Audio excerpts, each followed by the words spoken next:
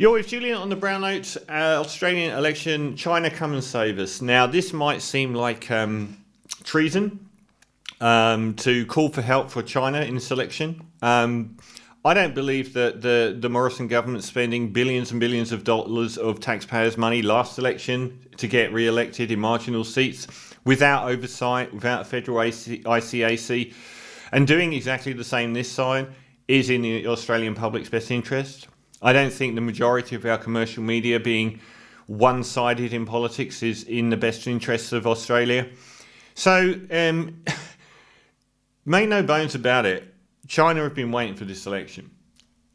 A year or so ago, 2 years ago, when Scott Morrison threw China under a bus with one of his trademark brain farts of how we're going to send weapons inspectors into China to look for the origins of coronavirus, which shocked every leader in Europe and put the Chinese so far offside that they're still gunning for Scott Morrison, just so he could get in the 24-hour news cycle and appeal to the then Team Trump, who were trying to peddle the same anti-China COVID stuff.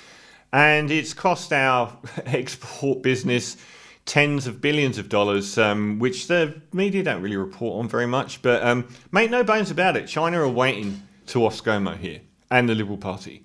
And we've seen that ScoMo is, even after everything, he is still more than prepared to try and throw China further under a bus to win this election. He's drumming up national security. So I'd like to see China come in and help the country, quite frankly. We've seen what could be one of the great setups, which is the Solomon Islands security pact with China, because it undermines one of the two key tenets that Scott Morrison is trying to push, the economy and national security.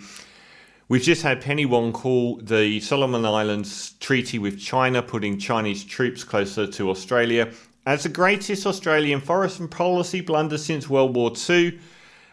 This is perfect stuff. I would imagine that they deliberately set this up to hurt Scott Morrison in the election.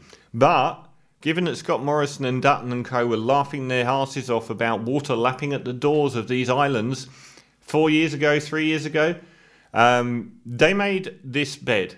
They have continually made this bed. They didn't see it coming. They put these Pacific Islands offside with their inaction on climate change and their arrogance towards them. So I would imagine everyone in those islands is now looking to China as a friend and not Australia. So he's made this mess. He needs to wear it. And that's a great one because it's not on Labour. It's not, I'm sure that Scott Morrison will say it's Labour. It's not something that can be seen as supportive of Labour. It's just flat out looks really bad for Scott Morrison. There are time bombs for Scott Morrison. You know, the Alan Tudge scandal, the fact that he's just been paid his accuser's been paid $500,000 of taxpayers' money to remain silent through the election. And Brittany Higgins and the rape scandal and stuff like that. But there's not really much China can do. I think the number one thing China can do is the Liberals have always been very hypocritical when it comes to China, playing both sides of the same face. So they blather on in the news about how, you know, they're standing up to China because when Trump was in power, that was somehow regarded as a wise move.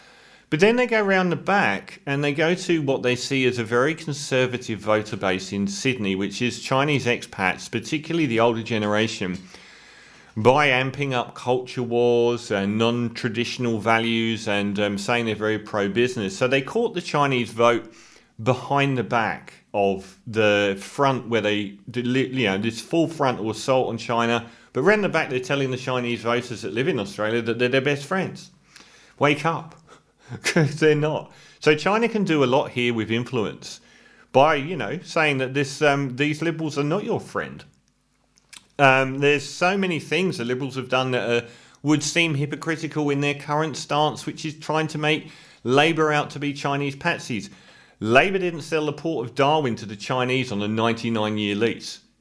How tactically advantageous was that? China can also draw attention to the Scott Morrison failings when it comes to his life on the political stage, the global political stage. The fact that you've got the now most powerful man in Europe, Macron in France, returned yesterday in the French election, and with the Chancellor Kohl gone in Germany, he's the most powerful person in Europe, and he's called our own Prime Minister a liar. And France is well and truly offside as well due to Scott Morrison's submarine blunderers. So China could certainly form some sort of friendship alliance there with the French. You can have a look at the amount of farmland that has been transferred to Chinese ownership under the Liberals. How many houses, how many apartment buildings, how many houses have been transferred to Chinese nationals over the last decade under the Liberal watch? Because all of this undermines their credence that, we are tough on China. Well, they've been handing out land and buildings left, right and centre, even entire ports. They could highlight the Chinese nationals' involvement in the casino debacles. The Liberals have been very, particularly at state level, front and centre in protecting the interests of Crown and Star casinos. And the Chinese have been investigating enormous amounts of money laundering going on. So that's something else the Chinese could push. How much criminal activity they believe that Star and Crown have gone, and how that goes all the way up to the ladder. Up the ladder with the Liberal Party, particularly the state Liberal Party in New South Wales, in gifting James Packer his new casino. Hasn't that been a good idea? So these are areas that they could meddle in, and I am asking you, meddle away. This is the worst government we've ever had, led by the worst man to ever lead any Western nation, bar Trump. And the Chinese know full well the Liberals are going to keep attacking them all the way through this election. They will have stuff up their sleeve, show the hypocrisy of what the Liberals are doing. Gladys Liu, if you read Gladys Liu's Wikipedia page, it's quite astonishing.